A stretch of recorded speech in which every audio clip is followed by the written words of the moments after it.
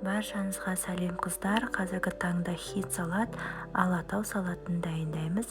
Видеоның соңына дейін қараңыздар және менің YouTube парақшама тіркелуді ұмытпаңыздар.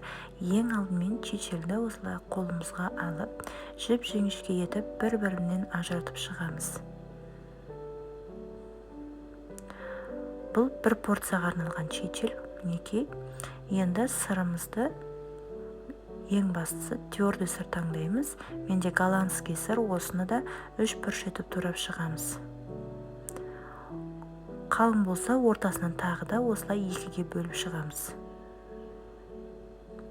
Енді шұжық міндетті түрде копченый болу керек.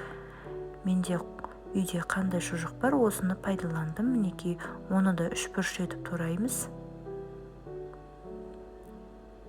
Енді соленый огурцы. Бұл да қолдан жабылған огурцы. Осының шеттерін ғана қытырлақ жерін кесіп алып, осылай соломкаға етіп турап шығамыз. Өте дәмді болып шығады. Енді қыздар, барлығын бір ыдысымызға салып, колбаса, сырымызды және салатный листен алдын ала 4 бұрыш етіп турап дайындап қойдым. Енді қызанақтарымызды кесіп шығамыз. Мінекей, дәл видеодағыдай кесіп шығыңыздар. 2 қызанақ жеткілікті.